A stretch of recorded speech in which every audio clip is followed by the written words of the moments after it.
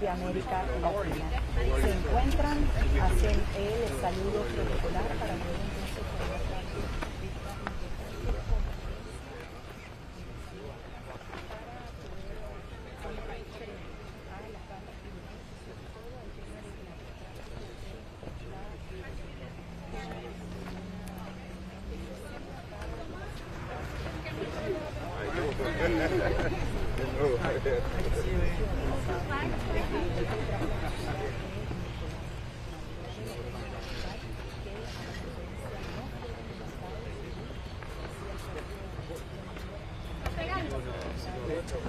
entonces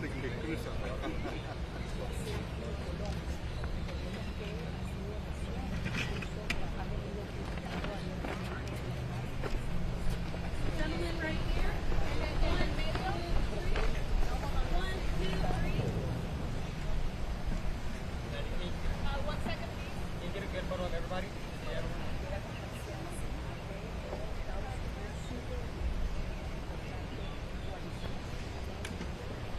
put our hands at our sides.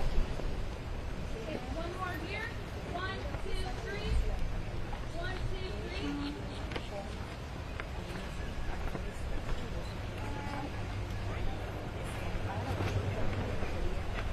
All right,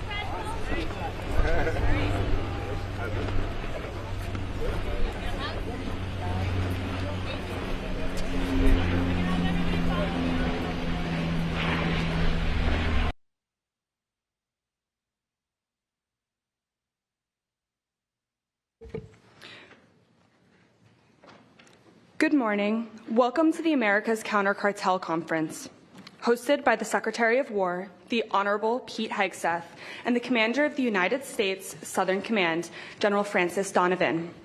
We thank you for traveling to be here with us for this historic convening. The America's Counter-Cartel Conference is a testament to our partnership and this administration's unwavering commitment to secure the U.S. homeland and our hemisphere. At this time, I'd like to introduce the Commander of the United States Southern Command, General Francis Donovan.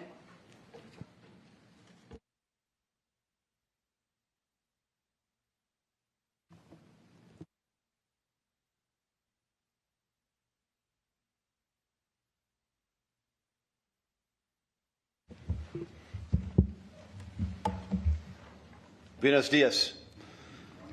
Welcome to Doral, the United States Southern Command, for the America's Counter-Cartel Conference. It was with pleasure to meet many of you last night at the reception, and even better to see many of the friends and teammates we met last month at the CHODS conference in Washington, D.C. Secretary Hegseth, sir, thank you for hosting this vital gathering and your enduring leadership. Each day, you're ensuring the security, stability, and prosperity of the United States and the entire hemisphere. I'd also like to welcome and thank the Deputy Chief of Staff for Policy and Assistant to the President of Homeland Security, Mr. Stephen Miller. The Undersecretary of War for Policy, the Honorable Eldridge Colby, who will be joining us virtually today. The Chief of the National Guard Bureau, General Stephen Nordhaus. Spock, thank you very much for being here. The Assistant Secretary of War for Cyber Policy, the Honorable Catherine Sutton. The Acting Assistant Secretary of War for Homeland Defense and the American Security Affairs, and my now best friend, Mr. Joseph Umar. The Principal Deputy Assistant Secretary of War for Homeland Defense, the American Security Affairs, Mr. Mark Dibleson, and the Senior Advisor to the Secretary of War, Mr. Eric Garrissey, Mr. Patrick Weaver, and Mr. Philip Hegseth. And welcome, most importantly, to all of our partner nations' ministers, ambassadors, and leaders joining us today. Thank you all for being here. Today we stand together at a very critical moment. Narco-traffickers, drug cartels engage in campaigns of terror, violence, and corruption to enrich themselves and expand their insidious influence. They are poisoning and killing all of our nation's citizens. These sophisticated networks flood our streets with fentanyl, cocaine, and other drugs that kill at a higher rate than any conventional war. This is the single gravest threat to security in our region and across our hemisphere. To counter this threat, the United States is guided by the strategic vision of peace, through security, set forth in both the United States National Security Strategy and the National Defense Strategy. These documents give our military a clear mandate in the Western Hemisphere to defend the U.S. homeland and increase burden sharing with our allies and partners to do so. We are your premier partner to work with, by, with, and through your nations to achieve shared objectives. But when necessary, we will not hesitate to act. Operation Southern Spear and Absolute Resolve are proof of this commitment. Through these efforts, the United States is combating narco-terrorism and drug trafficking and, most importantly, restoring deterrence. The Western Hemisphere is our neighborhood, and the narco-terrorists who seek to export drugs and death to our shores and your shores will be dismantled and defeated. As allies and partners, we must take aggressive action together, sharing the burden through cooperation. We now call upon our long-standing relationships built on a foundation of trust and linked through shared culture, history, and economic aspirations to unite for the benefit of all of our nations. Our mutual security is at stake. Through combined operations, training, exercises, and intelligence and information sharing, we will achieve greater domain awareness, interoperability, and capacity to strengthen regional security. With all nations shouldering this burden, our collective resilience will prevent shared adversaries from using the region to further their maligned agendas. The time is now. Today marks the next step towards moving out to deter and defeat those who threaten the security, stability, and prosperity of the United States and this hemisphere. We all face these threats, and the most effective way to counter and eradicate them is by standing together. Before I turn the stage over to Mr. Humar, I'd like to once again thank you for your stalwart partnership. Your participation here sends an unmistakable message to partners and adversaries alike. We are taking the fight to the narco-terrorists and the cartels. Not only are we redoubling our commitment to defend the sovereignty and security of our nations, we are doing it together to realize our common vision of a safer, stronger, and more prosperous Western Hemisphere. Let's get to work.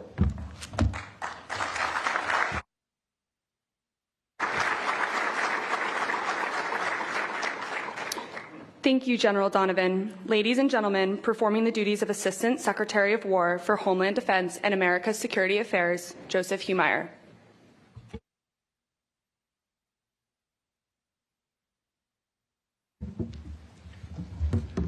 Good morning, buenos dias. And I'd be remiss if I didn't begin by thanking my new best friend, General Donovan, for your excellent remarks and frankly, for your excellent teamwork here at SOUTHCOM. Your team has truly been amazing at putting all this together in just a matter of a few weeks. So thank you, General. I'd also like to begin by acknowledging a special team of senior advisors and defense officials who, if not for their efforts, and not just today, but over the last several months, we frankly just wouldn't be here today.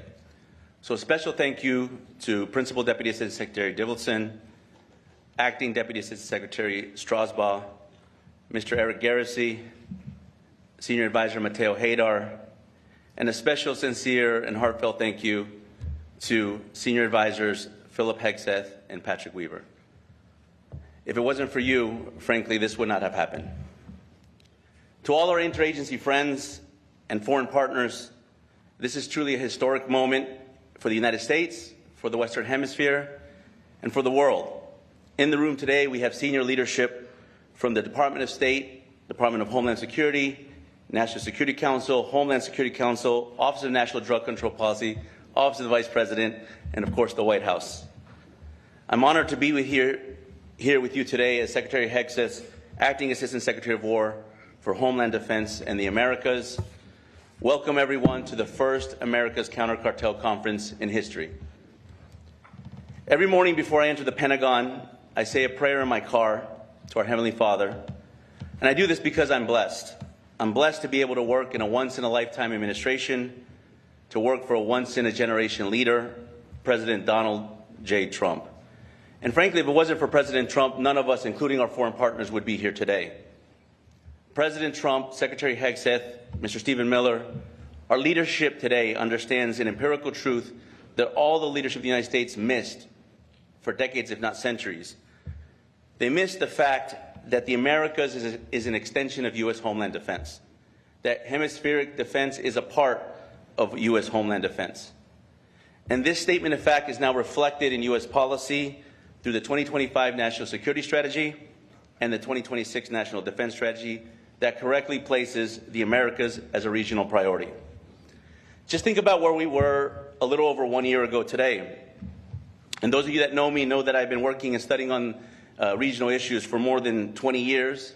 So I can confidently say that in 2024, prior to President Trump, I had never seen the Americas in worse shape. Prior to President Trump, there was record-breaking illegal mass migration that was collapsing our border and many of your borders as well. There was record-breaking deaths of Americans from deadly drugs that was transiting through your countries and stealing your sovereignty. The explosion of transnational organized crime in every single country throughout the Americas was destroying our shared region. If you think about it, before President Trump, we were breaking all the records for all the wrong things. And it was even worse because there was a growing false narrative throughout the region that was taking hold that said you cannot win a war against major cartels and gangs because they are too powerful. In some cases, and even in some countries, frankly, they were giving up and adopted a posture of, if you can't beat them, join them. That's not tolerable anymore. Not for the United States, not for your countries, and not for our neighborhood. If you look to your right and you look to your left, you will find partners that are willing to fight with you.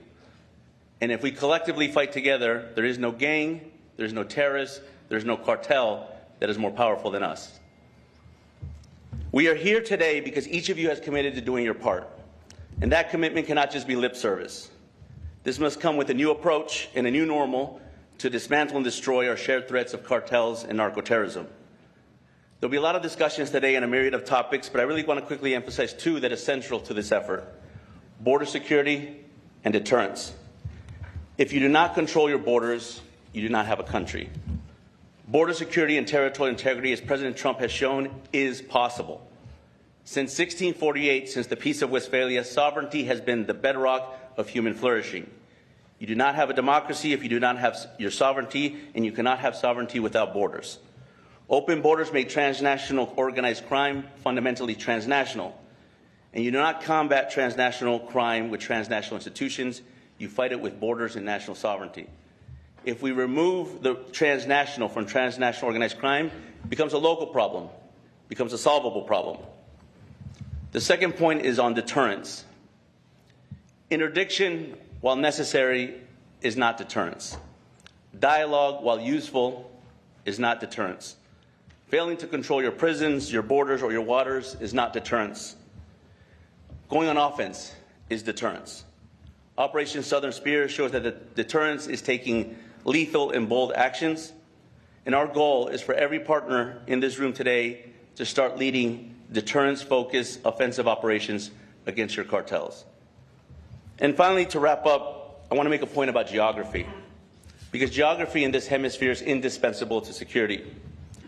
I mean, the secret sauce of Latin America and the Caribbean to be a regional priority for the United States, it's not the size of your trade, it's not your populations or your military.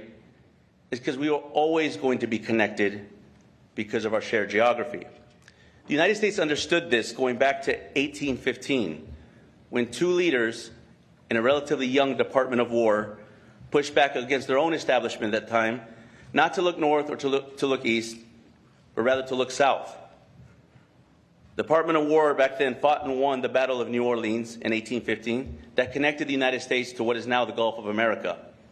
And that moment 210 years ago connected my country to yours.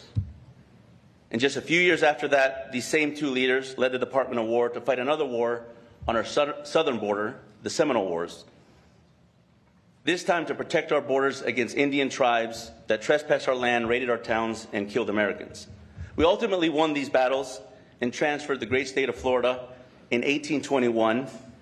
And then a mere 2 years later, one of these leaders declared something called the Monroe Doctrine. The legacy of then Secretary of War James Monroe, who later became President James Monroe, and Major General Andrew Jackson, who also later became president, defines the challenge that we have before us today. They say history doesn't repeat itself, but it tends to rhyme. And our interest over this shared geography is the same today as it was 200 years ago. Today, the Department of War once again has historic leadership under Secretary Pete Hegseth, committed to working with all of you to secure the Western Hemisphere once and for all. Thank you. God bless you.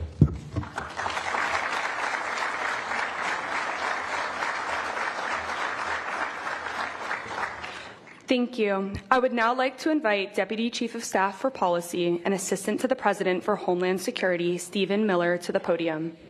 Sir, the floor is yours.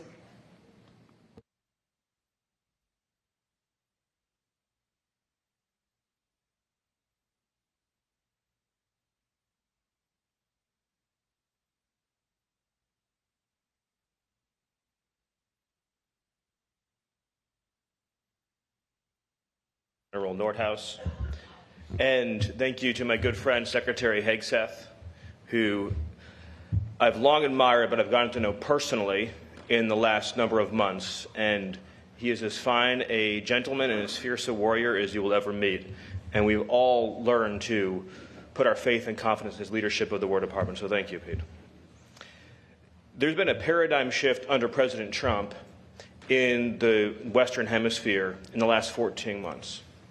Some of that was touched on by the earlier speakers, but just to restate it, we are not going to cede an inch of territory in this hemisphere to our enemies or our adversaries. Our national security, our homeland security, the safety and well-being of our people begins at home, begins in our neighborhood, begins in our home region.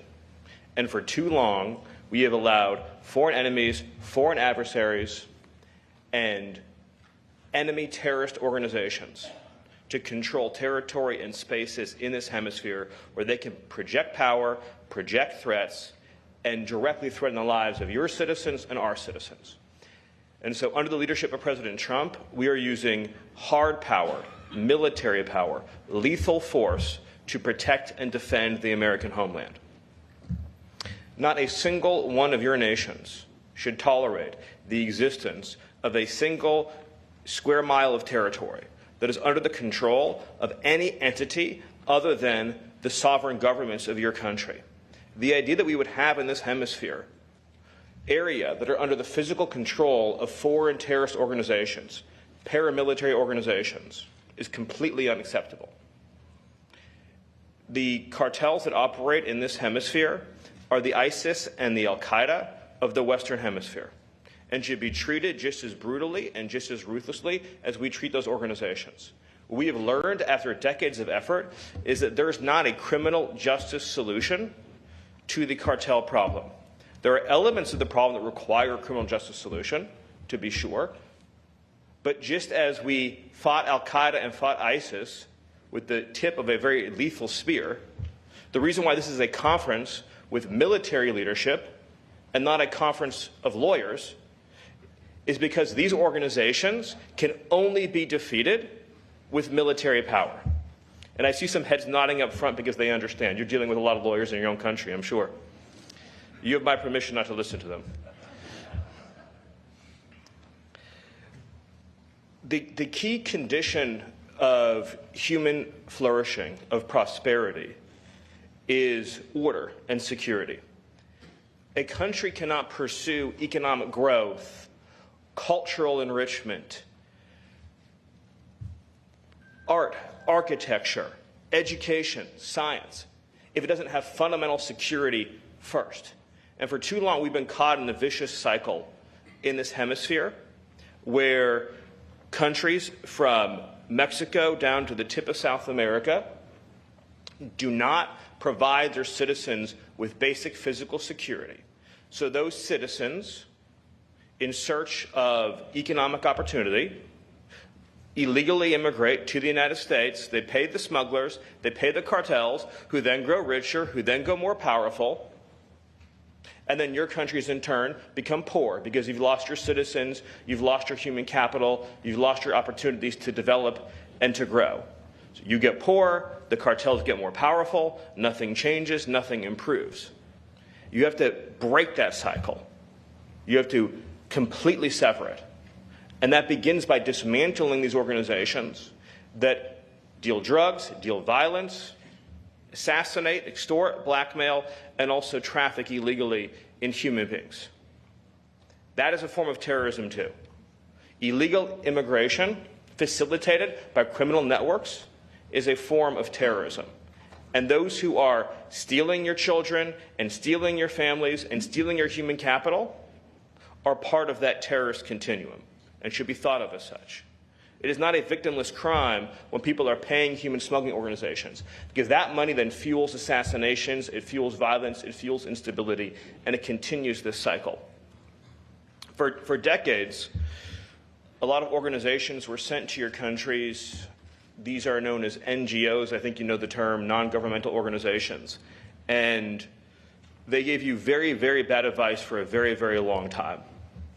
And basically, they told you, in short, that you needed to be softer and gentler and nicer to the criminals, and that you had to demilitarize your approach and extend more rights and more opportunities to the people who are sabotaging and destroying your society.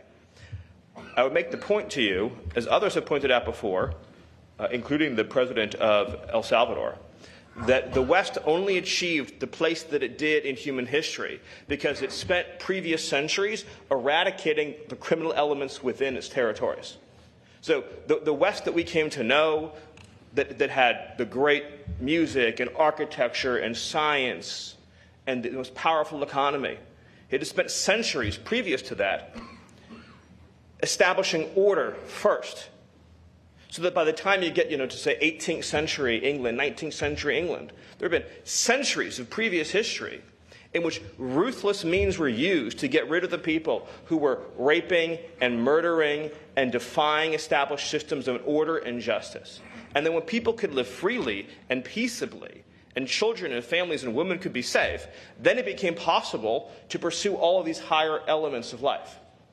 So when people who are coming to countries like yours that have had struggles and difficulties and pains and challenges, and they're telling you anything other than first and foremost, secure your countries and your territory, they're giving you not only terrible advice, but advice if someone had come to Europe centuries ago and they had followed that advice, Europe would have never become the Europe that it eventually became.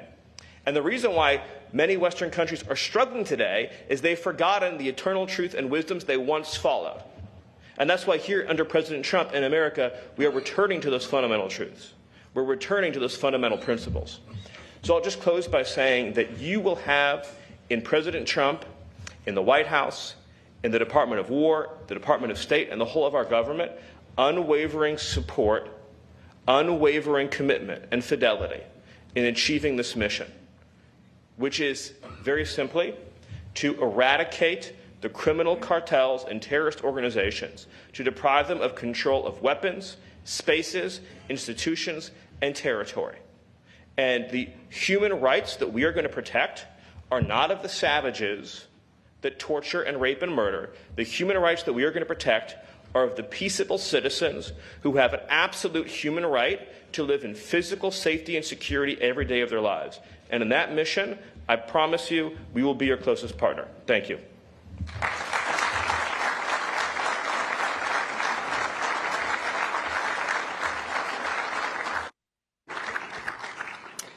Ladies and gentlemen, it is now my distinct pleasure to introduce our Secretary of War, the Honorable Pete Hegseth.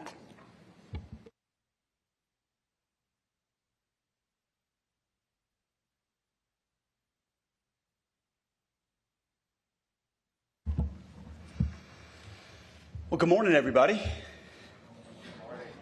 Well, General Donovan and I are pleased to welcome all of you to Southern Command this morning. I'm honored to be the first Secretary of War to lead a hemispheric defense conference like this in more than 30 years. This conference is about you. This conference is about us. This conference is not called the America's Counter-Cartel Conference. It's the America's Counter-Cartel Conference. This is about what we together can do. You know, it's been more than 200 years since our nation struggled for independence from foreign rule. The War of 1812 was about the United States defending its independence and protecting its territory. A 47-year-old Carolinian who was a major general in the Army, as was mentioned, Andrew Jackson, defeated a British army almost double the size. Addressing his troops after victory at the Battle of New Orleans, Jackson declared, "Natives of different states acting together for the first time have reaped the fruits of an honorable union." His success galvanized a young country. In 1816, our country elected a Revolutionary War hero as president. James Monroe fought in the Continental Army, leading a charge against German mercenaries fighting for the British. The enemy fired a musket ball at him. It severed his artery and he almost died.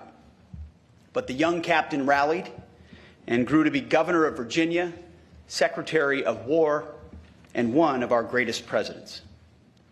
In 1823, President Monroe said that the United States owed the success of that young country to the candor and amicable relations with other powers to affirm our national policy. President Monroe declared, "We should consider any attempt on malign countries to extend their system to any portion of this hemisphere as dangerous to our peace and safety." It was the Monroe Doctrine of 1823.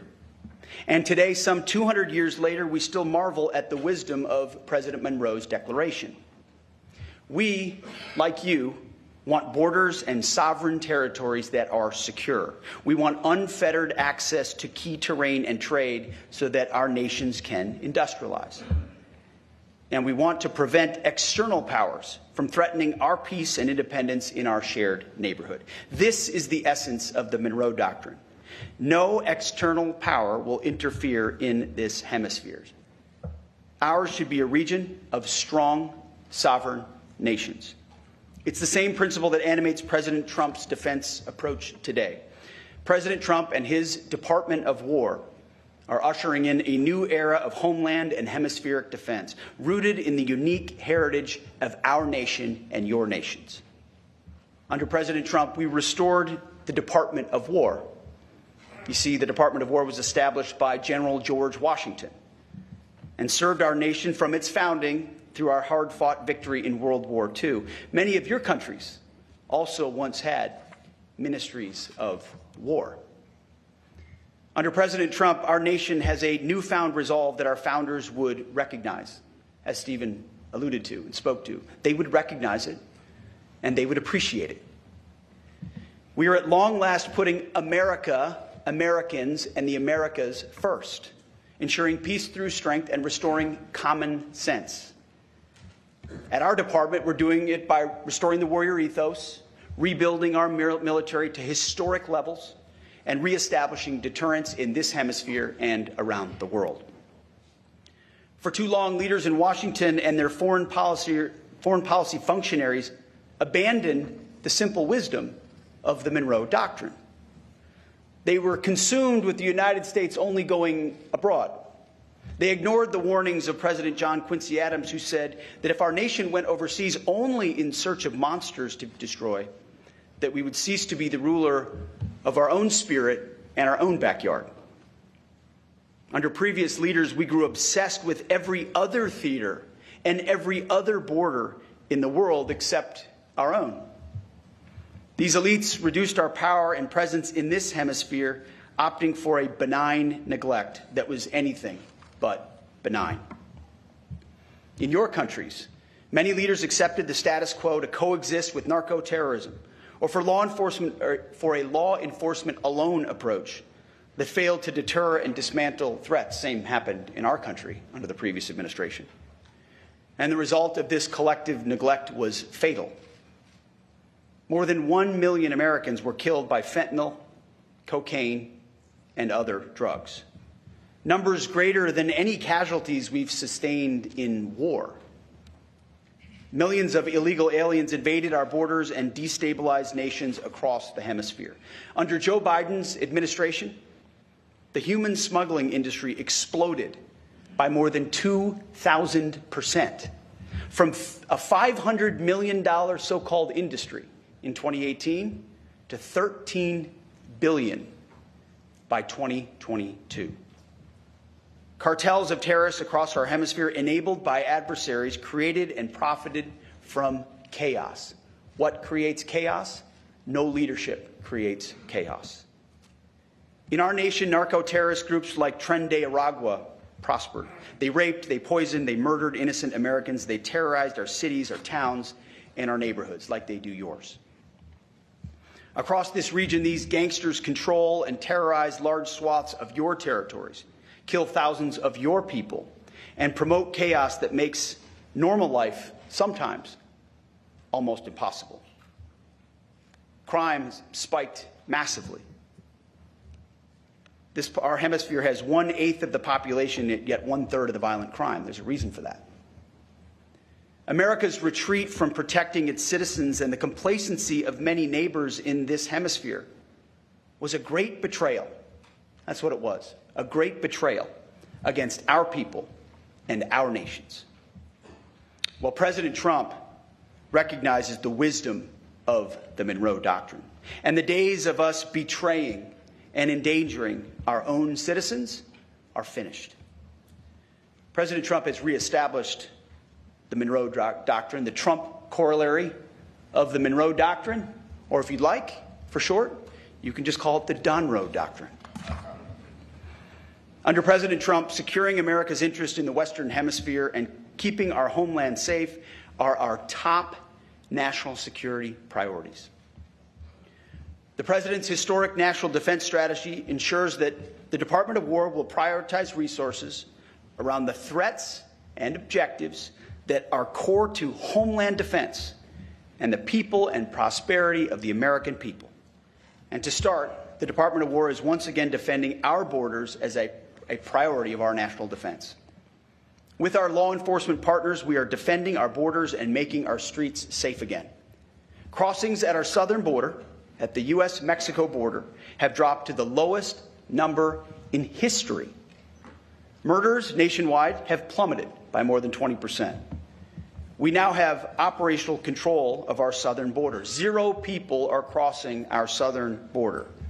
We will not rest until we have complete operational control of every inch of all of our borders. So it starts with us. We're addressing it, but we're not stopping there. Under President Trump, for the first time in history, the Department of War is on the offense against narco-terrorists as well. I should back up a step, though. In order to get 100% operational control of our border, we didn't just look at Border Patrol and say, that's your job. It's a law enforcement function. We deployed the United States military. Right now, the Division Command of the 101st Airborne is in operational control of the southern border. We ensured that the most capable assets we had in our country were deployed to our own border to defend that border against the narco-terrorists and drug dealers seeking to enter our country, not treating it simply as a law enforcement function, working with our partners, but recognizing it's a core military function. But going on offense with Operation Southern Spear has restored deterrence against the narco-terrorist cartels that profited from poisoning Americans. Last month, we went a few weeks without targeting a single boat. Why? Well, because we couldn't find a whole lot of boats to sink. And that's the whole point, is to establish deterrence from narco-terrorists who have been able to traffic almost unfettered.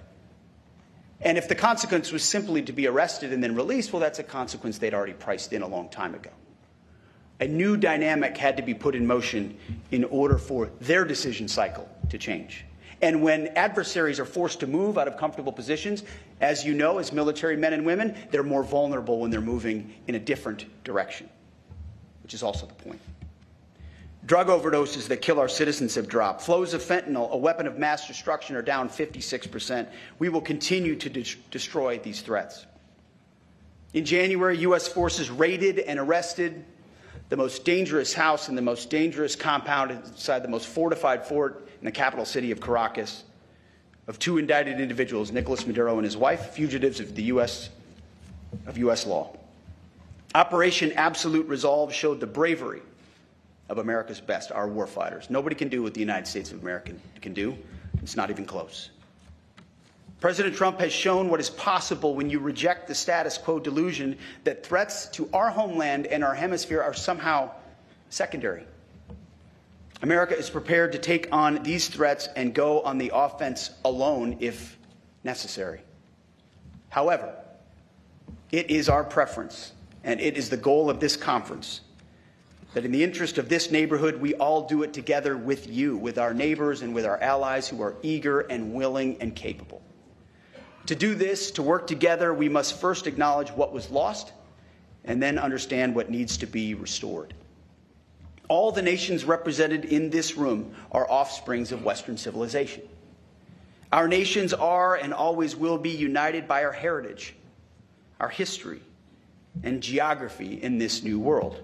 We share the same interests. And because of this, we face an essential test. Whether our nations will be and remain Western nations with distinct characteristics, Christian nations under God. Proud of our shared heritage with strong borders and prosperous people ruled not by violence and chaos, but by law, order, and common sense. Or whether we are permanently torn apart by something else, led astray by competing forces, radical narco-communism and anarcho-tyranny, which threaten our people, borders, and sovereign lands in the name of a false sovereignty or a false peace. Uncontrolled mass migration, which overwhelms domestic resources intended for deserving citizens and drives unchecked crime and unchecked violence.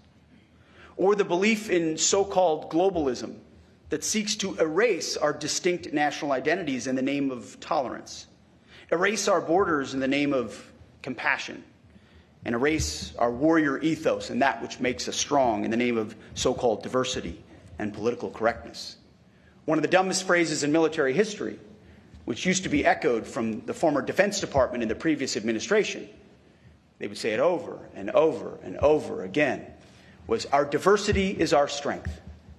It's the single dumbest phrase in military history. Because what is our strength is our unity.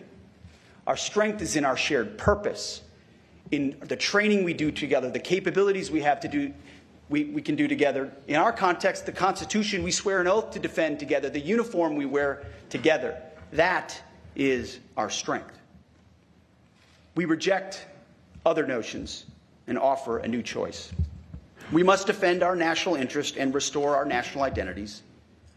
Otherwise, the outcome is the same. Our hemisphere will be poorer, more dangerous, and weaker. This matters not because we seek to preach to you about culture wars or ideologies, or to tell you how to run your countries. We're not here to tell you how to run your countries.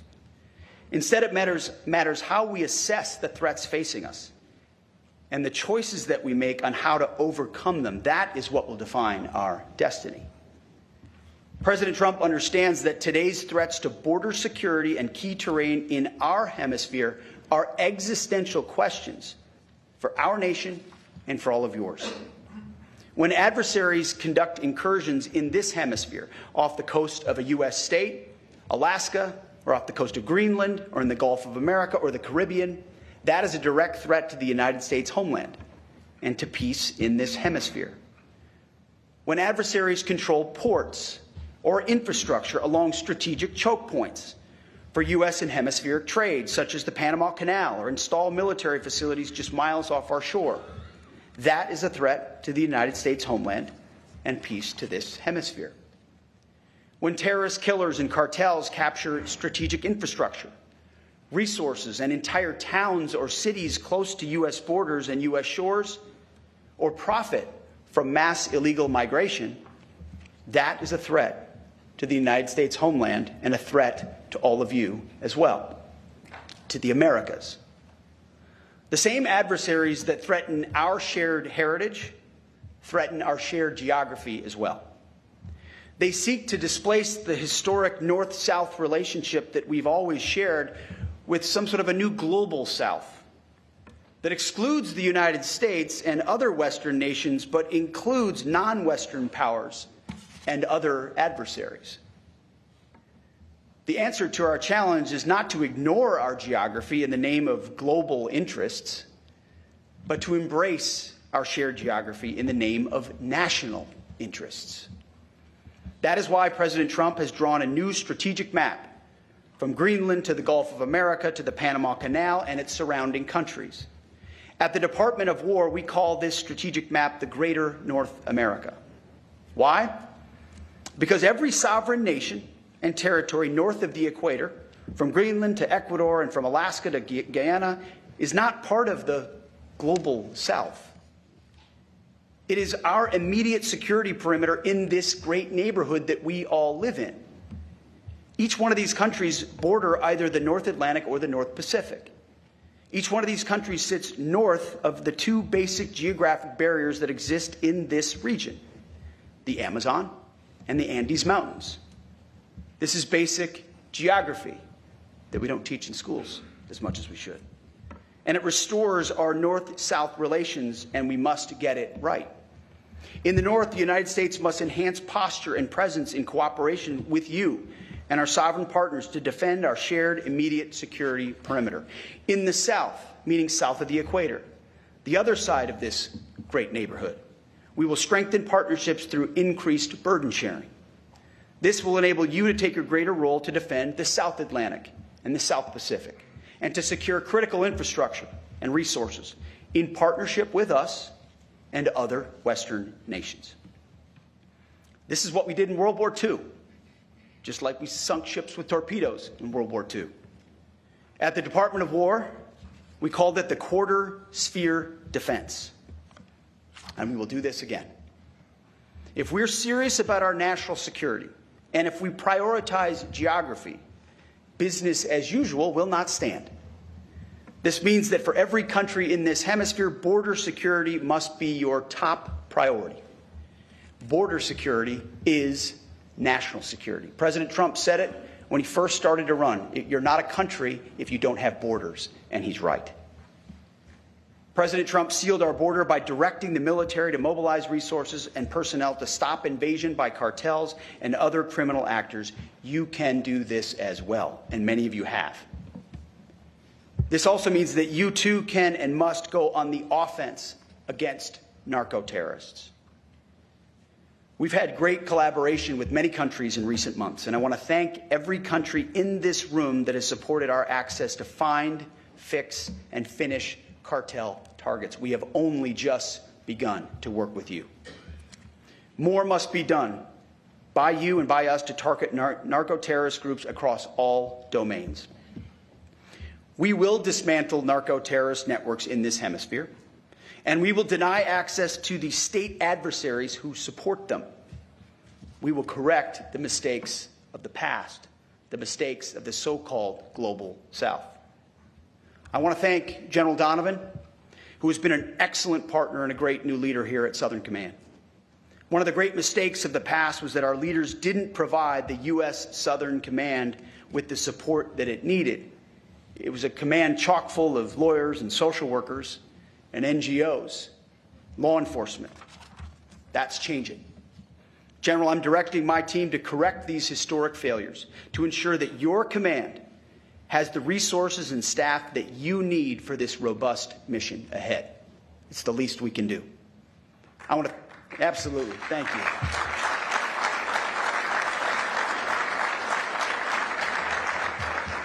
It's about time. But it's not just us at the Department of War, and it's not just Southern Command. This is across the Trump administration. This is across the Department of War as well. Stephen Miller, thank you for your support and your leadership, for your clarity, understanding why this matters to each American citizen, and why the War Department is central to ensuring that it happens. It doesn't happen without President Trump, and it doesn't happen without your clarity and your leadership. I want to thank General Nordhaus as well for your support at every level. There's so many to thank. I see Corey Lewandowski here from the Department of Homeland Security. It doesn't happen without the Department of Homeland Security. Of course, Joseph Humeyer, the other part of the new bromance between him and General Donovan. Eric Garrissey, who from day one in my office, he was my first sergeant in Iraq, he's one of my senior advisors. Day one, he worked at SOUTHCOM for a long time, said, we need to be focused on the cartel threat. And he built a team to help put us in that direction, a lot of which manifests to this day. Patrick Weaver, Phil Hegseth, who I happen to know, and Ricky Berea, my chief, for doing a great job putting this together. Tony Salisbury, thank you. So many folks that every single day in Washington, I hope you know, are working hard to run as fast as you are, to stand alongside you in this mission. This is not a conference with flags so we can pat ourselves on the back. I can tell you that if I sold that to President Trump as the objective, he'd kick me out of his office. This is an operational conference to bring our countries more closely together to achieve a shared objective and do so aggressively. This is not a one-way street. Every partner in this region has to do more and invest more in your security as well. We, like you, want a hemisphere of sovereign, secure, and prosperous nations. We, like you, want what another great American president, Teddy Roosevelt, called the permanent peace on this hemisphere, and it will require action from all of us. You know, our schools used to teach American school children about our blessed history. Every child in grade school grew up knowing the remarkable story of this country. They knew that President James Monroe was once an orphan, that at a mere 16 years old, he had to look after his siblings. I've got an almost 16-year-old. He couldn't look after anything. It's remarkable. Well, that orphan grew to be not just one of the greatest presidents, but one of our greatest Americans. After his presidency, when his wife died and he became frail and ill with heart failure, but he still spoke about what he called our shared cause of liberty. Still talked about the toils and the perils of our war for independence. James Monroe, our 7th president, died on July 4th, the 4th of July, Independence Day, 1831, 50 years after 1776. What I like to say is, here at the Department of War, we're in the 1775 business, which is when Americans took up arms before they even declared independence. All of you are also in the 1775 business. Without the force of arms, without our militaries, we cannot keep our country safe. That's my responsibility, and it is yours. With Donald Trump in the Oval Office and with all of you here, we can still realize that long ago dream of James Monroe in our time. We will make the Americas great again. Thank you, and God bless you.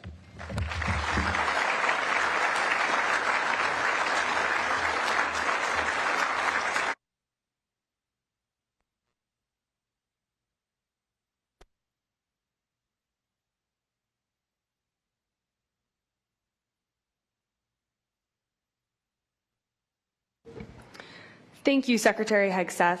We now invite each of our partners to provide short remarks. Please deliver your remarks seated at your chair instead of coming up to the podium. Prime Minister Phillips of Guyana, you have the floor.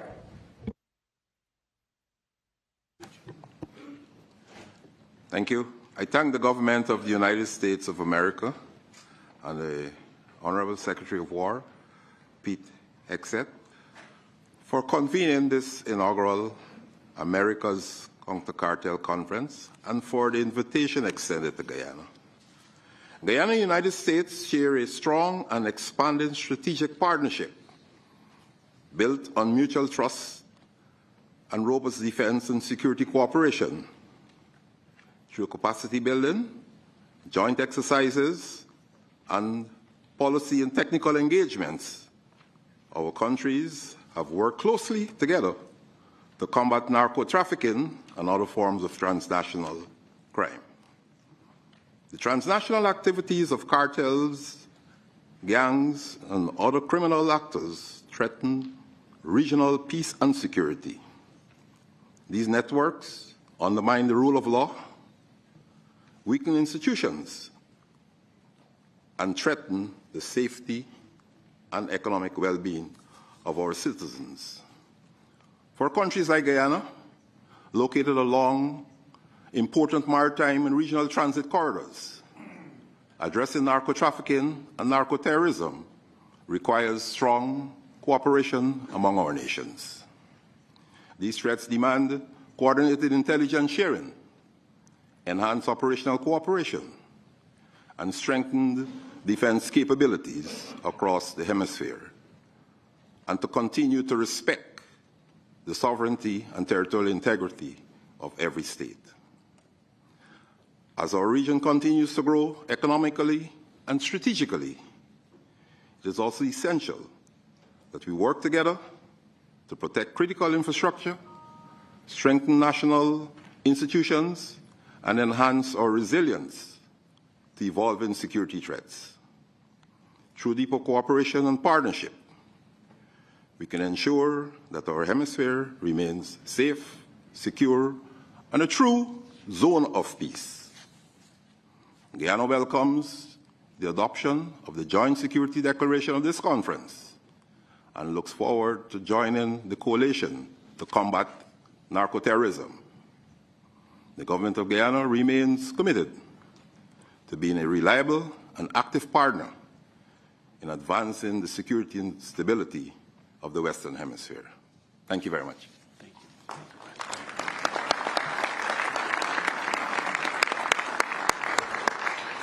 Thank you, Mr. Prime Minister. Lieutenant General Presti of Argentina, you have the floor.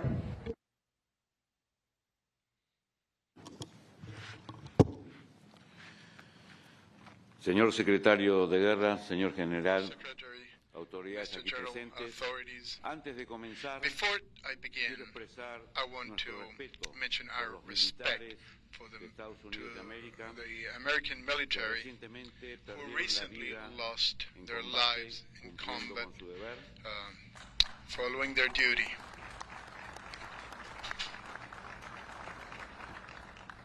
Sirvieron a su They país con served honor. their country with honor. Argentina honra su Argentina sacrificio honors y their acompaña a su sacrifice familia. and feels for their Igualmente families. también con el accidente Likewise, que ha tenido with the la Fuerza accident Aérea de that the Bolivia, Bolivian hermano, Air Force, nuestras a condolencias. brethren country, Vengo our en nombre condolences. del I come here presidente de in la the Nación name of Argentina, the President of the nuestro comandante Argentinian en nation, jefe de las Fuerzas our Armadas, Commander-in-Chief of nuestro our armed líder, forces, our leader, Javier Milei, Javier Milei, para reafirmar el to compromiso reaffirm our de la commitment, República the Argentina commitment of the Argentinian con la Republic seguridad with the y la safety estabilidad and de the nuestro stability hemisferio. of our hemisphere.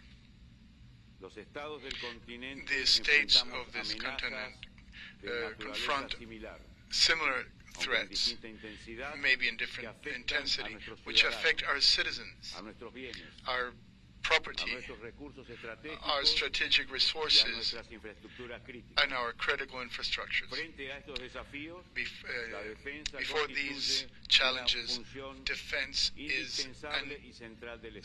central function of the state. La Argentina ocupa un lugar clave Argentina en has el a extremo sur de key nuestro place continente. in the southern part of our Somos un eje continent. natural de proyección We are a natural hacia el axis Atlántico of Sur y projection hacia el towards Antártico, South Atlantic and the Antarctic, y un actor con and incidencia an actor directa with direct en las cadenas de incidence suministro in globales the world, a partir de nuestros recursos the estratégicos global y commerce, nuestra capacidad both productiva. because of our strategic resources Esta and our posición nos sitúa and our como ability un nodo to relevante produce. dentro de la This is a arquitectura relevant de seguridad position within regional the y seguridad regional global, safety con and la security responsabilidad architecture de and contribuir globally, a with la the responsibility to estabilidad del sistema contribute to the americano. stability of the full American system.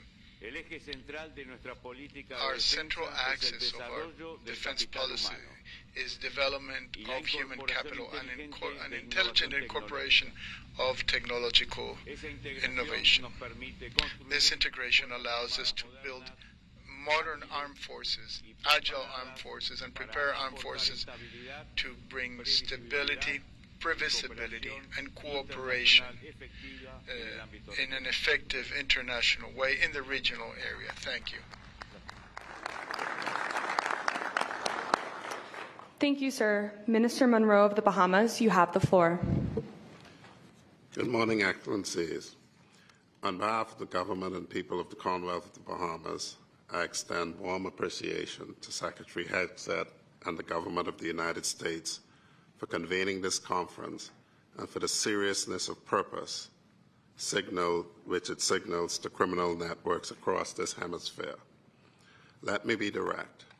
This gathering is a declaration that we will no longer permit cartel networks, narcotics traffickers, and organized criminal enterprises to exploit the gaps between and within our jurisdictions.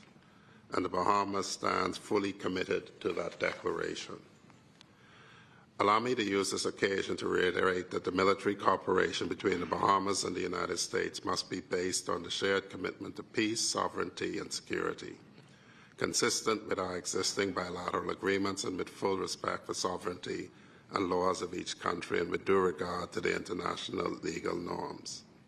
The Bahamas intends to work closely with the United States Department of War in expanding joint military cooperation, recognizing the shared responsibility for regional security and stability.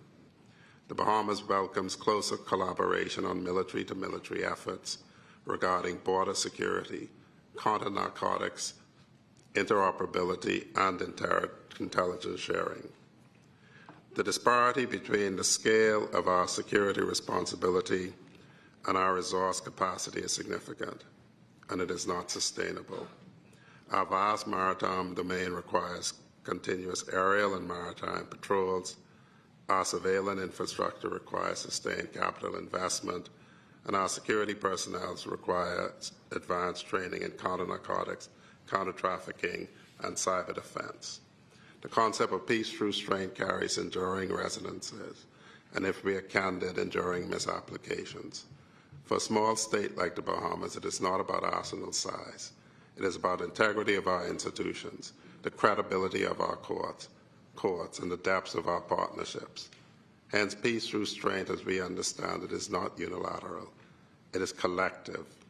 It rests on the recognition that hemispheric security is indivisible, that what weakens Nassau ultimately weakens Miami, that instability in Port-au-Prince reaches Nassau long before it reaches Washington, and that small states on the front line of transnational crime deserve genuine partners, not conditional patrons. Let me close by stating the Bahamas' commitment and expectation with directness this forum warrants. The Bahamas will continue to operate as a frontline maritime security partner, disrupting narcotics trafficking routes, denying criminal networks the use of our waters and airspace, and contributing meaningfully to the security architecture of this hemisphere.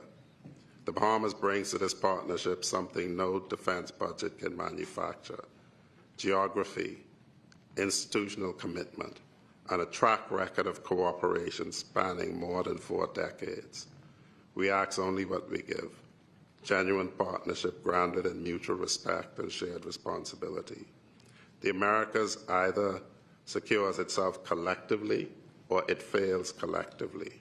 The Commonwealth of the Bahamas has chosen collective security, and we invite every partner assembled here to meet that commitment with equal resolve, equal investment, and equal determination. Thank you.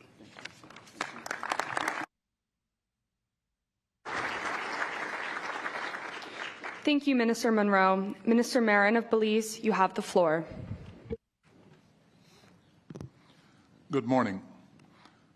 Secretary Hegseth, General Donovan, distinguished ministers, heads of delegation, and colleagues. On behalf of the government and people of Belize, I extend sincere appreciation to the United States for convening this timely and important conference here in Miami. I thank the leadership of the Department of War for bringing us together around a shared purpose: strengthening our collective response to cartel activity and the transnational crime across the Western Hemisphere. For Belize, this is not abstract. As a small but strategically located nation bridging Central America and the Caribbean, we sit along key maritime and overland routes exploited by criminal networks. These networks traffic narcotics, weapons, and human beings. They undermine governance, distort economies, fuel corruption, and erode the safety and confidence of our citizens. Cartels and transnational criminal organizations do not respect our borders. They adapt quickly, leveraging technology, exploiting institutional gaps, and moving seamlessly across jurisdictions. Our response, therefore, must be equally adaptive, coordinated, and resolute. Belize remains firmly committed to a comprehensive security strategy that combines strong border protection, maritime domain awareness, intelligence-led operations, and close interagency collaboration. We are investing in the professionalization of our defense and security forces, strengthening our legal frameworks, and enhancing cooperation with regional and international partners. But no nation, in particular Belize, can confront this threat alone. The Western Hemisphere is interconnected by trade, travel, and shared democratic values. When criminal networks destabilize one country, the effects ripple across us all. That is why partnerships, regional and multilateral, are not optional, they are essential.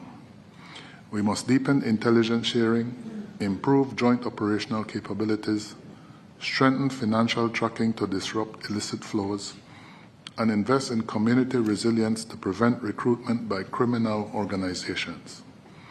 We must ensure that our efforts uphold the rule of law, for it is precisely this principle that criminal enterprises seek to weaken. Colleagues, Belize stands ready to work shoulder to shoulder with our partners to safeguard our region.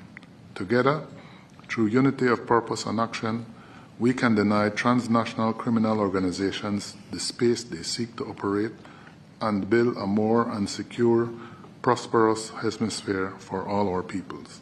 Thank you.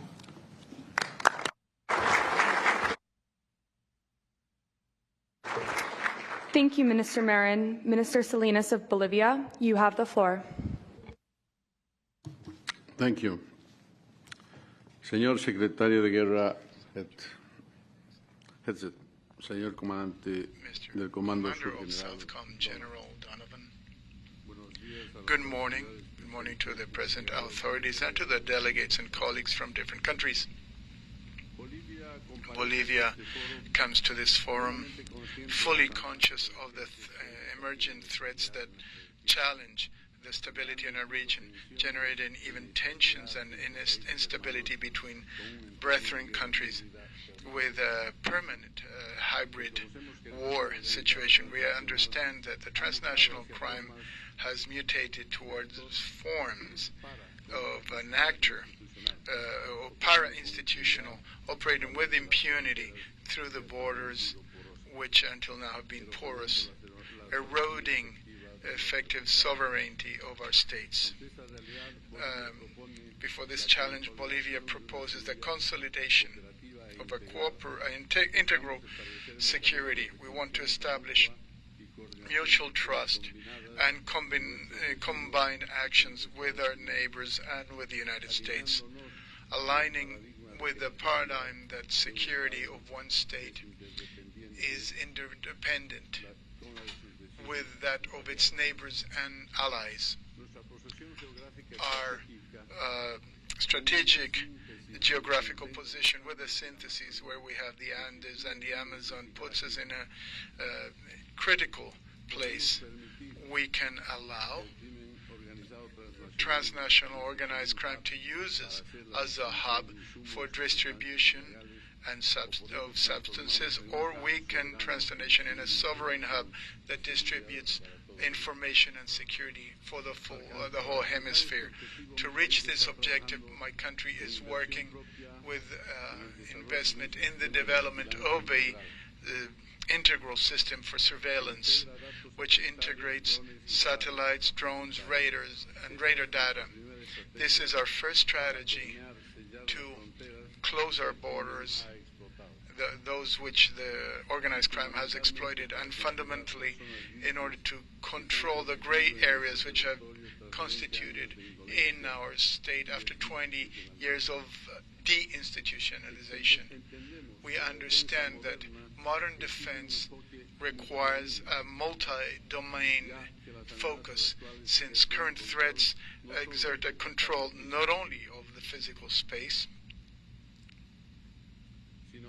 but also in the virtual space and the cognitive space. It's the virtual and cognitive space where organized crime, especially transnational, has one of its most dangerous battles, affecting the locals, using them to exploit them, to use them for their ends. Our determination is clear. We want the action of the Bolivian state to attack the strategic nuclei of organized crime, reducing to the maximum any collateral damage. Nevertheless, to reach the due precision levels of technology, strategy, and decisional superiority that this mission requires, we need the active cooperation of our neighbors and allies in order to improve our operational capabilities.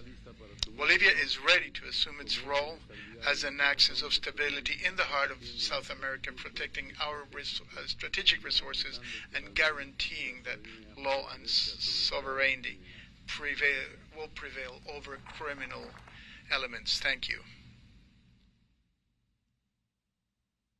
Thank you, Minister Salinas. Mr. Barros of Chile, you have the floor. Thanks. Good morning. Thanks, Secretary Hegseth and General Donovan, and thanks to all of them who had created the initiative of this great meeting. It's great to see the government of the United States of America leading the war against cartels, illegal immigration, and many social diseases our countries are suffering today. Let me respectfully say, welcome back. It's very good for us to see we have the States back again. And this conference and this meeting, and we are getting together, we are joining because there's a great threat in cartels and other criminals. Why? Because they hurt our societies. They create poverty, they create pain, they create weakness in our countries. They act against the law. That's a great issue. That's why we go against them. It's against the law approved democratically in our nations, in accordance with our sovereignty and the power and the decision of the people. And our governments are forced to defend the law, the rule of law. It's because the law of civilized nations, we will join and work together to end the pandemic of the cartels and all the criminal actions are associated to them. The great difference between them and us is that this alliance is against criminals, and we will fight them. And the decision is to strengthen our work together, as you mentioned, and we will do it in accordance with the rule of law. And we will be tough, we will fight, we will be in a war, because the law is with us, but we will, rather than distract the cartels, is to impose the rule of law to come back again to our territories. Thanks very much.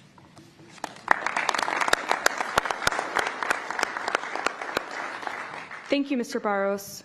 Minister Zamora of Costa Rica, you have the floor.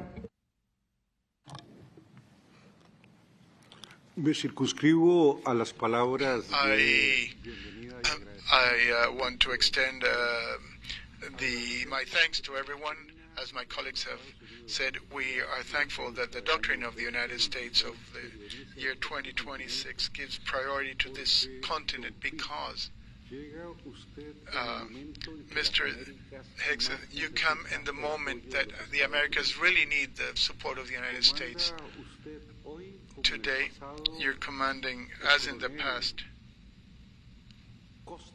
Colonel Custer commanded the 7th of Cavalry, supporting the democracies in the continent at the moment in which we really need it. If we had to define the situation of the Americas before this current effort of the United States, we would have to define them as democracies that are committed or they're actually compromised by the power of drug trafficking and cartels. What the United States is offering us today is to work together so that our shared values of democracy and the civic values that we share with the people and the government of the United States become a reality in the whole continent. I'm talking to you from a country, Costa Rica, in which there's more Americans in our country than Costa Ricans in the United States. And that makes us understand how we are brethren, how American and Latin American countries, we're all brethren. The first thing is that my country understood that sovereignty is not a border that the drug traffickers don't respect, but the efforts of justice do.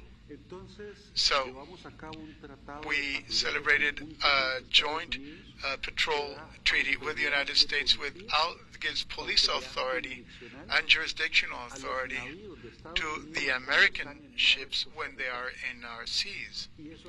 And this has been an effective deterrent. And today with SOUTHCOM, we are working so that all our borders have scanners in surveillance in air, sea, ground, so that no export that comes from the States from Costa Rica is not scanned. So we're going to stop drug trafficking, to use our commerce routes to bring drugs into the United States. And this joint effort that we're doing with SOUTHCOM, I think, is the proper signal in the line of creating this joint work. I conclude, Mr. War Secretary, mentioning that there's also the Treaty of San Jose, which gives us the legal framework to increase this cooperation, these joint cooperation in security. Costa Rica is going to propose your name because with the leadership of the United States, our countries must define an operational vice presidency. And for us, it would be an honor if that could be done, if this forum so approves. Thank you. Thank you, Minister Zamora. General Onofre of the Dominican Republic, you have the floor. Muy buenos días. Good morning, Mr. Secretary Hegseth, General Donovan, colleagues, chiefs of delegations in the hemisphere, ladies and gentlemen. It's a great honor for the Dominican Republic to participate in this America's Conference Against Cartels here in SOUTHCOM in the United States. It's a space that reaffirms our common commitment with security and stability in the hemisphere. Our country recognizes that to advance in peace, we must ensure the safety of our countries and borders. There cannot be any sustainable development without security. There cannot be prosperity without stability. And our condition as Caribbean nation, which we have a key geostrategic position, we assume the challenge of countering drug trafficking, narco-terrorism, and transnational crime, and the emergent threats that impact directly our societies. We support this joint security declaration or statement oriented to increase multinational cooperation and strengthen our efforts in border security, protect critical infrastructure, and consolidate our cyber defense capabilities. These challenges do not recognize borders. Therefore, our response has to be joint as a region. We believe in promoting peace through the legitimate force of the state and in the strategic cooperation between allied nations. To join in a hemispheric coalition against drug trafficking and other threats is not only an option, it is a and a historical need.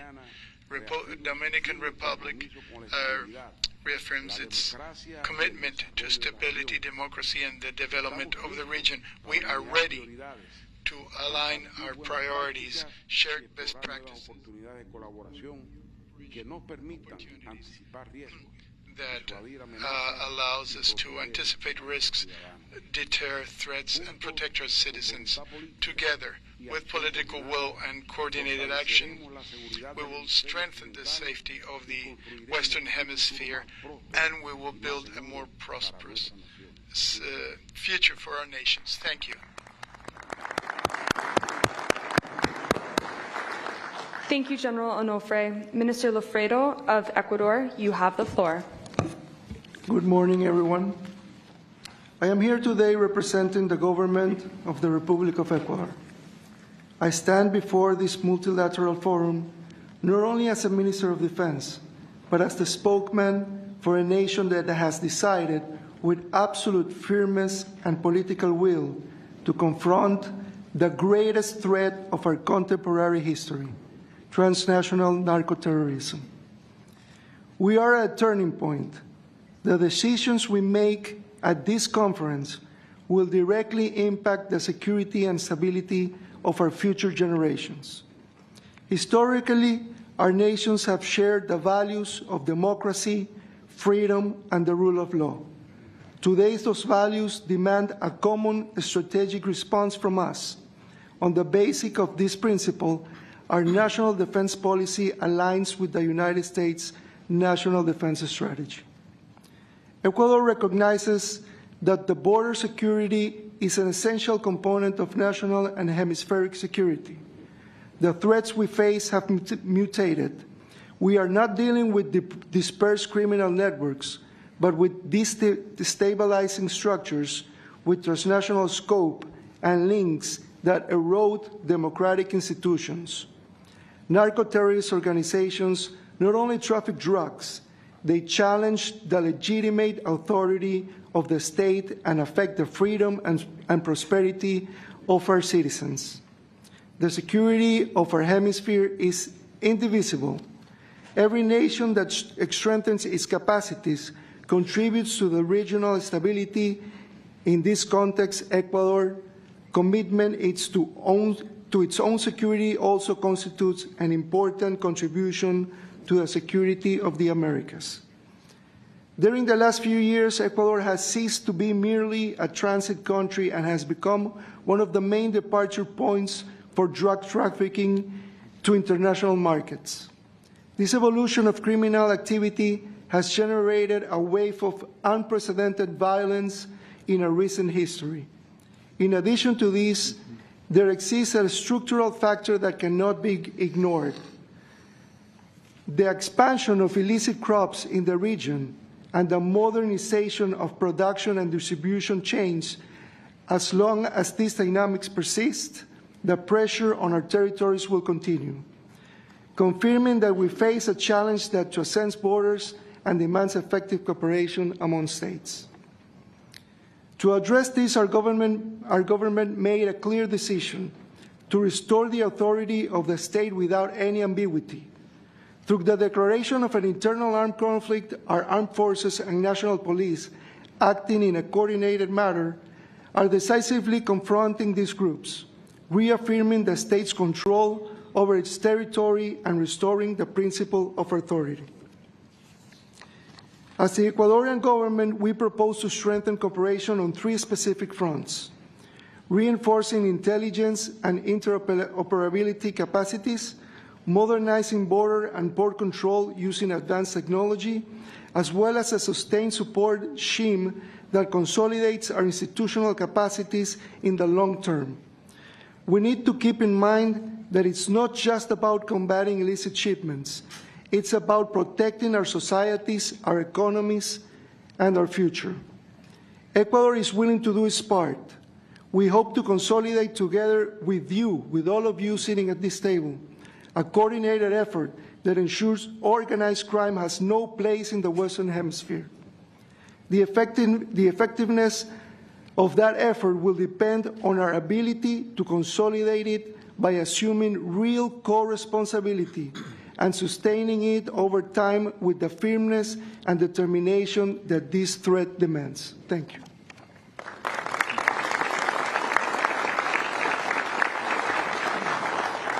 Thank you, Minister Lafredo. Minister Marino of El Salvador, you have the floor. Señor Secretario de Guerra, Pete Hegseth. Hegseth, Mr. General Donovan, Commander of Southern Command, staff members of the United States,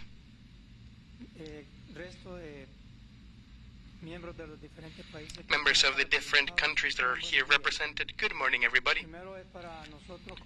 First of all, as Salvadorians, it is an honor to have been selected to be a part of this select group of countries that have shown interest to generate a change in the hemispheric security.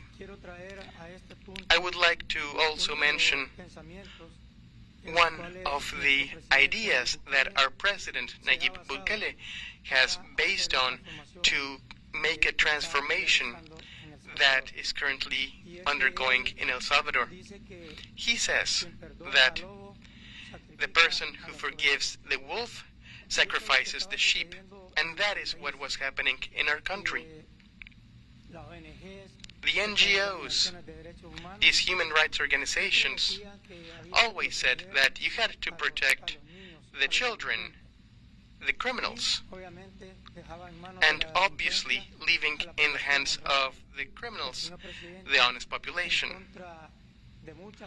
Mr. President, against the opinions of international groups, even decided to use the armed forces to fight the threat that we had, that was prevailing at the time, that was the gangs, and gave us the order to integrate to the civil national police in order to resolve this problem.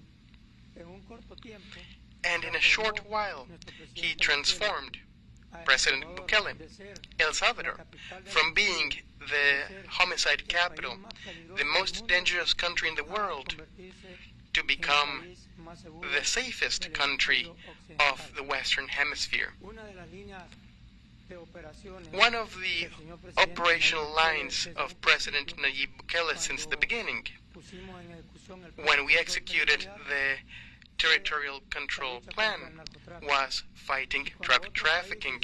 And while other countries hadn't started to do that work, we Salvadorians, with a small navy,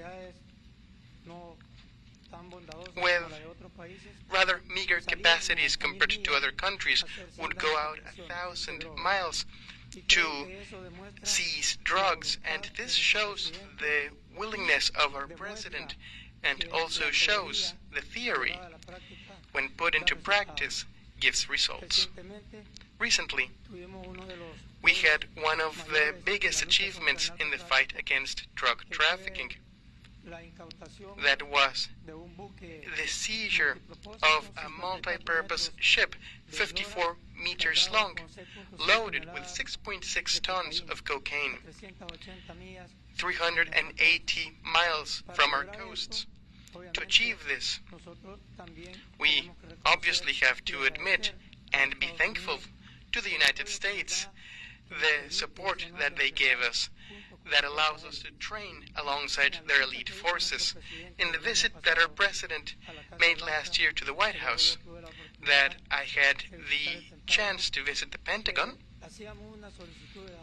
we made some requests to you, Secretary, and we asked you to send us another Special Forces team of the SEALs to train with our tridents. And you agreed to that. And we have been training together, and the results are being reflected in these last seizures that we've done. As Salvadorians, we would like to tell everybody present here that Salvadorian willpower is there to help all of the other countries that may need perhaps some guidance or perhaps some sharing of our experiences, because honestly, to transform a country from being the most dangerous country in the world to the safest one in the hemisphere, it has not been an easy task. But it also reflects one of the concepts that our president maintains, that is, that the state cannot be weaker than crime. And when crime takes over a state, it's because its government officers are not incapacity to fight them because they are corrupt. And I would like to reiterate the support of El Salvador government in this effort. We are glad that you are reinstating the Monroe Doctrine.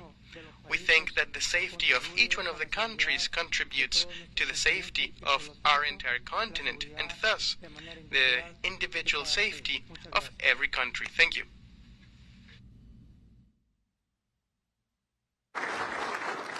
Thank you, Minister Moreno. Minister Sáenz of Guatemala, you have the floor. Thank you. Good morning, everyone. Guatemala say present.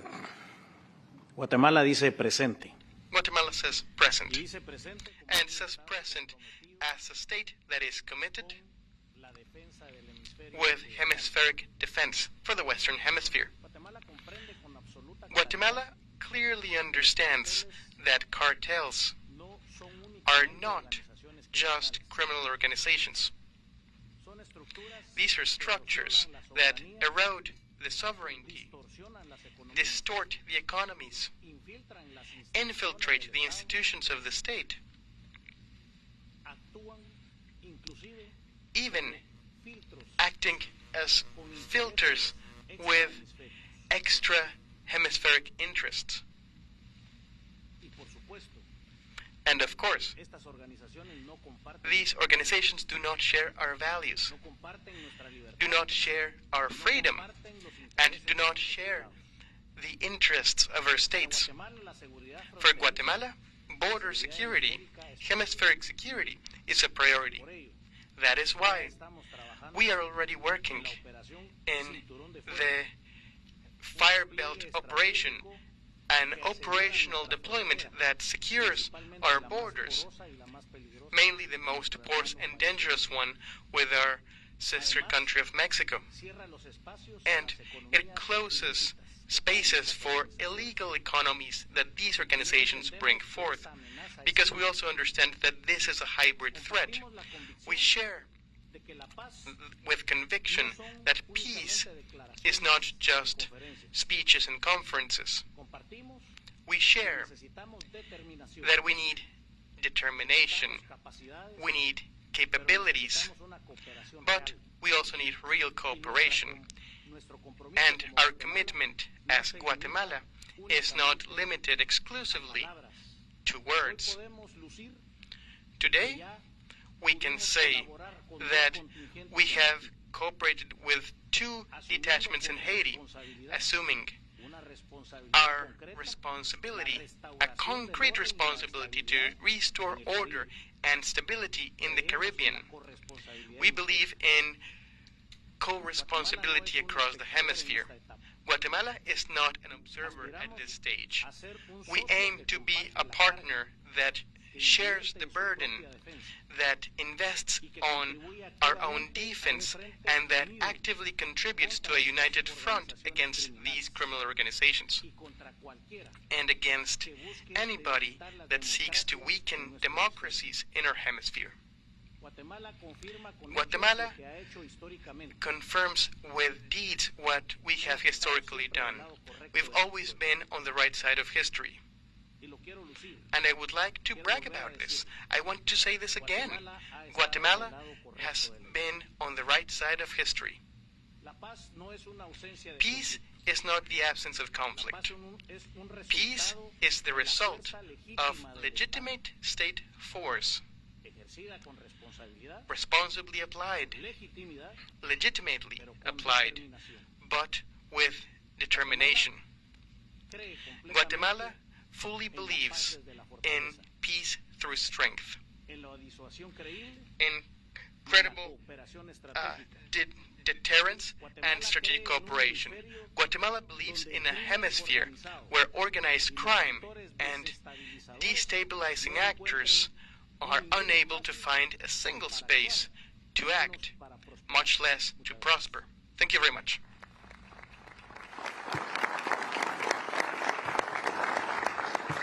Thank you, Minister Sayans. As a reminder to our partners, please try to limit your remarks to 2 to 3 minutes so we can stay on time. Thank you very much. Secretary Rodriguez of Honduras, you have the floor. Good morning. On behalf of the President Asfura, the State of Honduras, and the Armed Forces, we would like to express our sincere gratitude for the invitation to participate in this important conference. This forum reaffirms a reality we all recognize. The fight against cartels and transnational organized crime cannot be addressed in isolation. It is a hemispheric threat that requires joint response, permanent cooperation, and a shared strategic vision. Honduras occupies a key geographic position in the continent, which has been exploited by criminal organizations using our territory as a corridor for illicit activities. In light of this reality, the new government has made a firm commitment to strengthen its operations and actively contribute to regional security. Today, this morning, we are here to reaffirm our commitment to work alongside our allies, friends, and neighbors. Through regional cooperation, sharing strategic information, and coordinating efforts to actively confront criminal organizations that threaten democracy. Honduras will continue to fulfill its responsibility with determination and with the firm's political will to maintain peace and security on the Americas. Thank you so much. Muchas gracias.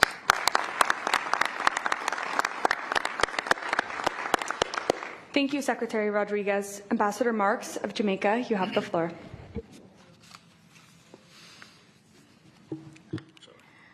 Thank you. Honorable Peter Hegseth, General Francis Donovan, Mr. Stephen Miller, colleagues, ladies and gentlemen, thank you for this opportunity to be here this morning. I bring remarks on behalf of the government of Jamaica, and particularly our Prime Minister and Minister of Defense, Dr. Andrew Holness. But, Mr. Secretary, before I get into the remarks, I must tell you that back in December, when I met what I now call your crack team of Mr. Humir, advisors Weaver and Hegseth, I thought we were going to be having the usual committees and white papers. So today, having this meeting in such a short time is very commendable, and especially in light of what is happening all over the globe.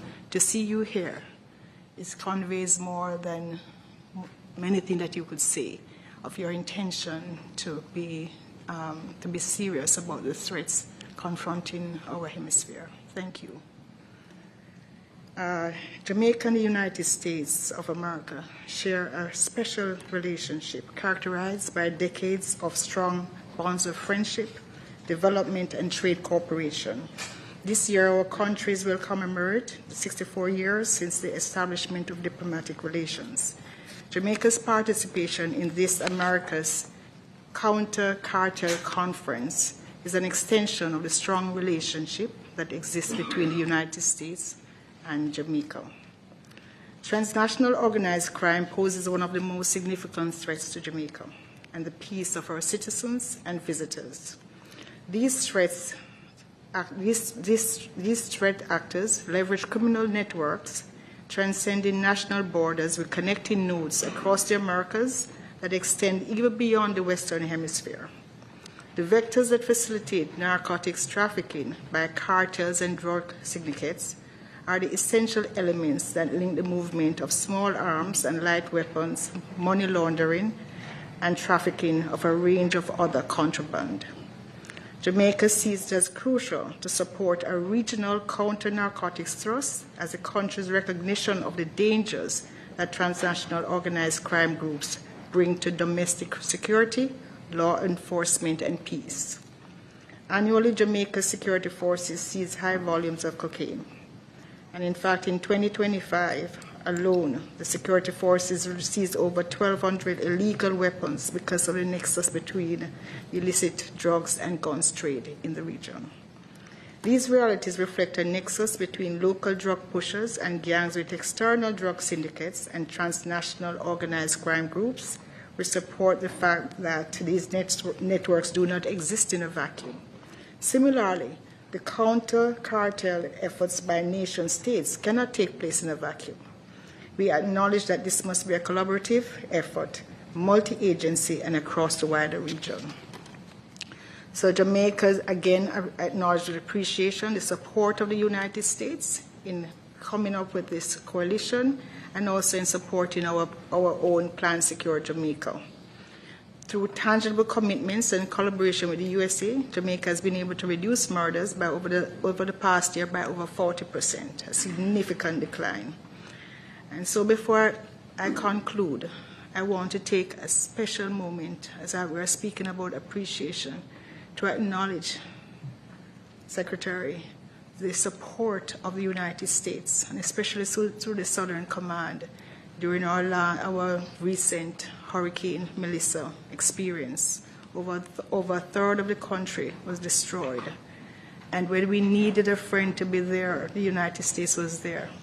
Your very quick action, your mobilization of support saved many lives. And we want to just take this opportunity also to thank you for being a friend, not only on paper, but when we needed you, you were there. And we are here to support what your bigger purpose and vision now for this region.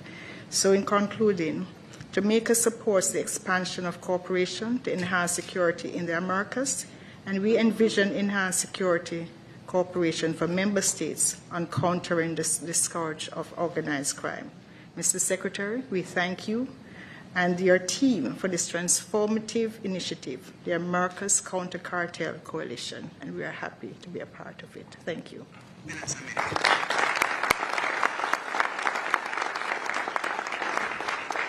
Thank you, Ambassador Marks. Minister Abrego of Panama, you have the floor. Sí, muy buenos días. Secretary Peter Hegseth and General Frank Donovan, distinguished colleagues and representatives. It's an honor to refer myself to you in this international conference, which also reflects the fact that our current challenges go beyond our borders and require our cooperation. The convergence of leaders and experts here shows that we have a common vision to strengthen hemispheric cooperation, anticipate emerging risks, and consolidate capabilities that allow us to challenge these international threats that impact our stability and prosperity. We are within a dynamic strategic environment in which security is interconnected and multidimensional. So it requires more interoperability, shared information, and trust and shared responsibilities. Panama reaffirms its commitment to act against all the challenges in the hemisphere, supporting all initiatives that strengthen regional cooperation and help growth and sustainable development in our countries. I invite you so that we have a frank dialogue in this forum. We exchange best practices and build concrete actions. I wish we have a productive forum and that we get results. Thank you.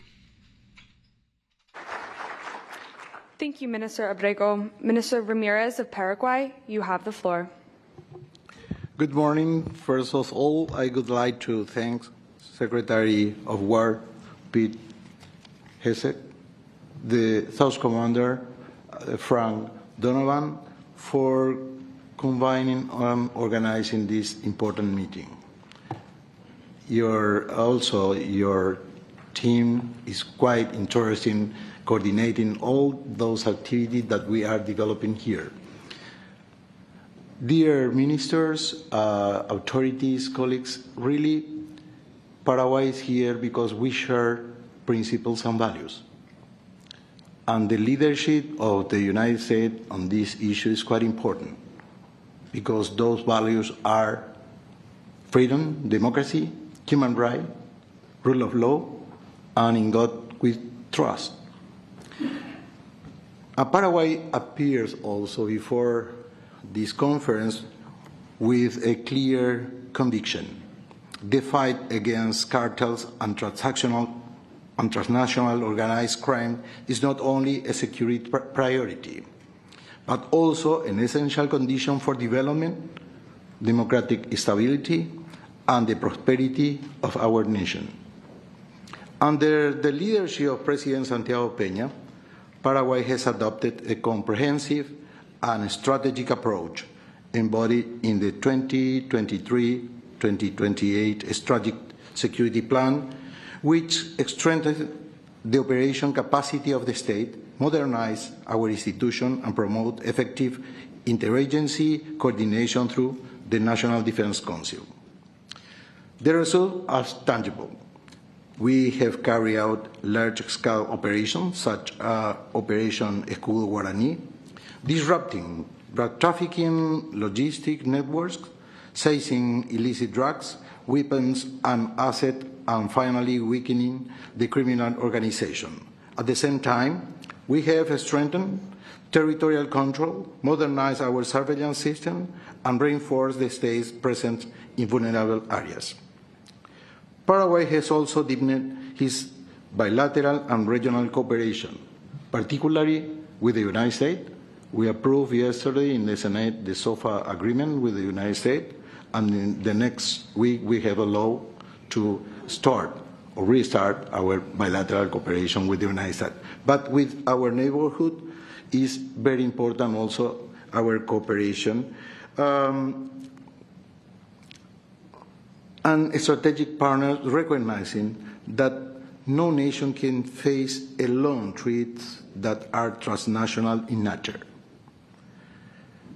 Coordination in intelligence sharing, joint operation, and institutional strengthening has been key to achieving effective results. We also reaffirm that security and development are inseparable. Combating organized crime requires not only operational firmness, but also investment in strong institutions, economic opportunities, and social cohesion. Paraguay remains committed to a hemispheric response grounded in shared responsibility, mutual trust, and respect for sovereignty. Only through sustained strategy and collective action will we be able to protect our society, to ensure a safer future for the Americas. Thank you so much.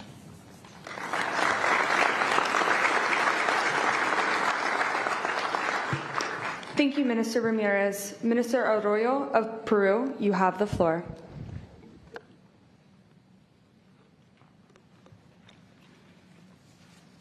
Señor Pete Hegseth. Mr. Pete Hegseth, Secretary of War of the United States of America.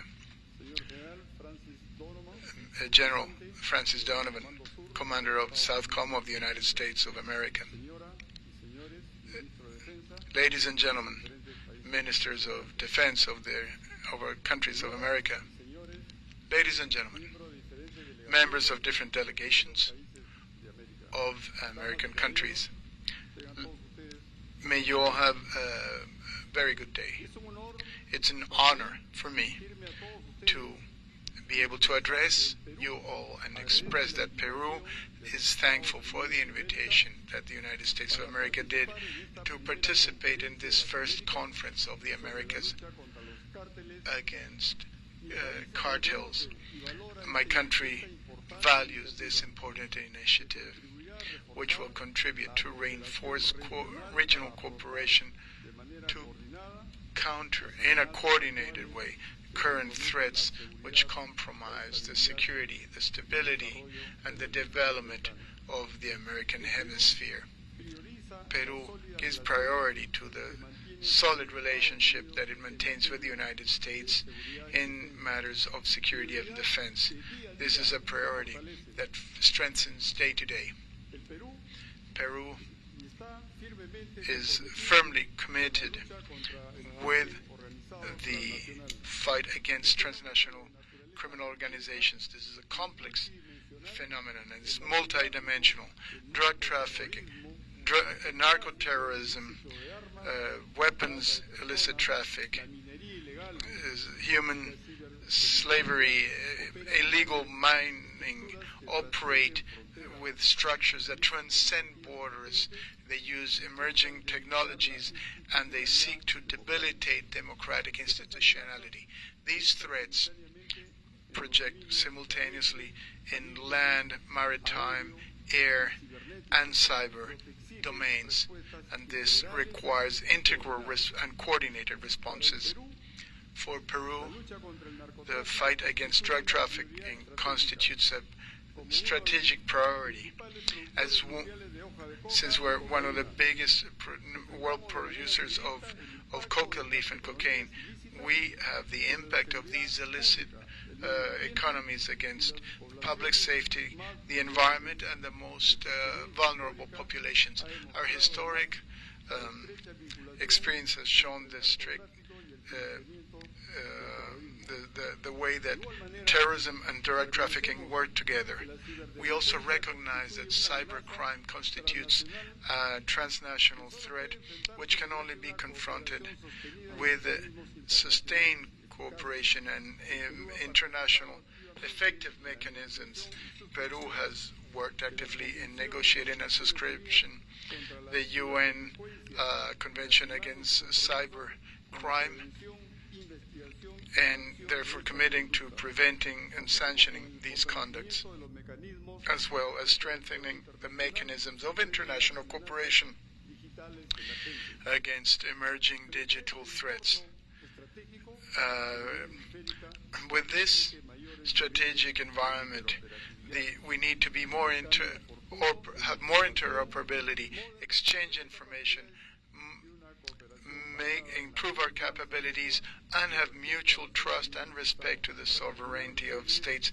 And I just want to end telling you that we reaffirm our commitment with a coordinated action which will preserve regional stability and guarantee a more stable and prosperous hemisphere for our nations. Thank you. Thank you, Minister Arroyo. Minister Sturge of Trinidad and Tobago, you have the floor. Thank you. Secretary Hegseth, General Donovan, thank you. I would first like to bring greetings from the Prime Minister of Trinidad and Tobago, the Honorable Kamala Persad-Bissessar, and to thank you for the invitation you have extended to us to attend this counter-cartel conference. We appreciate the solemnity of the occasion and we are grateful for it. For many years, Trinidad and Tobago's geopolitical position was a blessing as a gateway connecting South America to the Caribbean and beyond. But that blessing has become a burden, as in recent times we found ourselves at the mercy of powerful drug cartels and criminal networks engaged in narco-trafficking, firearms trafficking, and human trafficking. Trinidad and Tobago stands with the United States and our partners in confronting these cartels and transnational criminal organizations in our neck of the woods. We are not observers in this fight.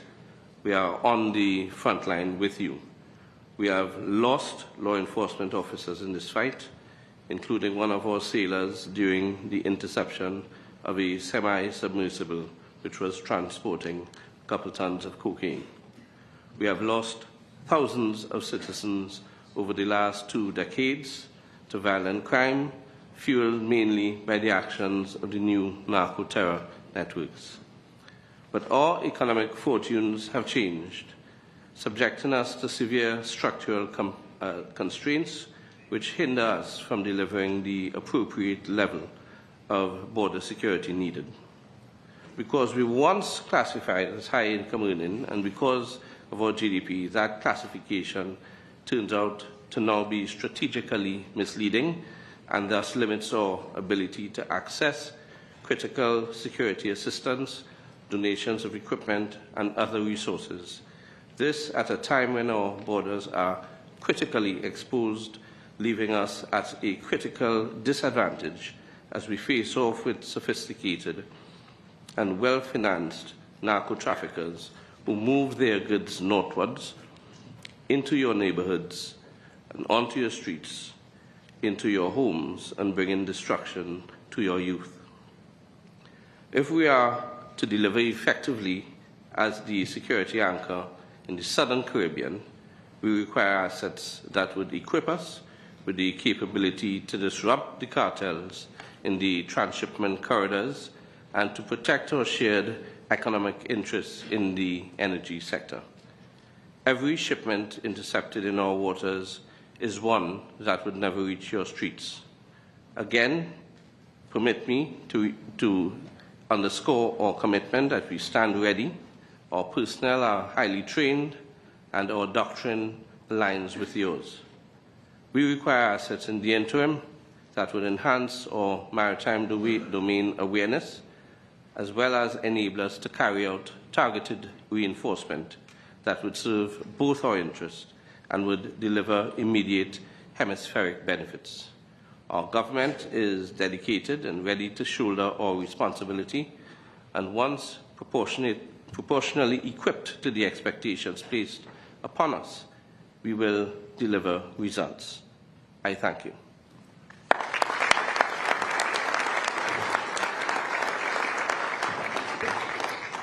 Thank you, Minister Sturge. At this time, Secretary Hegseth invites all heads of delegation to join him at the table for the signing of the Joint Security Declaration.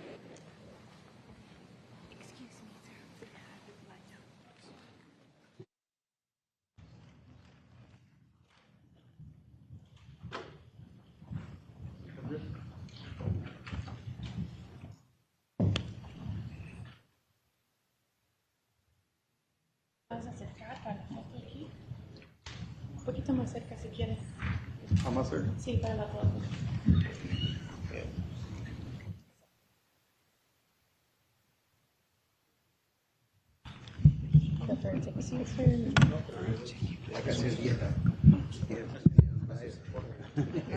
Find your flag. We can spread out.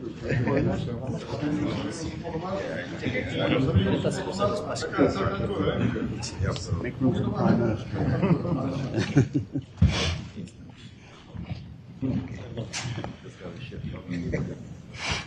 You got everybody? All right.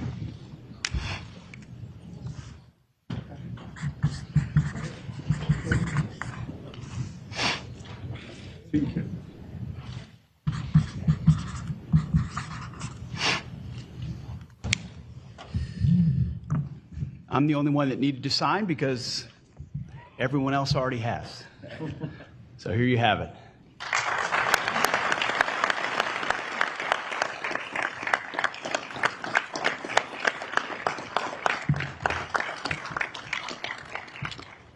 America's Counter-Cartel Conference Joint Security Declaration, affirming our relationships, respecting sovereignty, recognizing the strategic importance of this hemisphere, and declaring our intent to expand multilateral and bilateral cooperation to enhance security in the hemisphere, to cooperate on whole-of-government efforts on border security, countering narco-terrorism and trafficking, securing critical infrastructure, and other areas to be determined, advancing peace through strength, as was so eloquently said by so many speakers here. It means something to address future threats to our mutual interest and join together to combat narco-terrorism and other shared threats in the Western Hemisphere. Signed March 5th, the year of our Lord 2026, in English and Spanish. How about that? Thank you.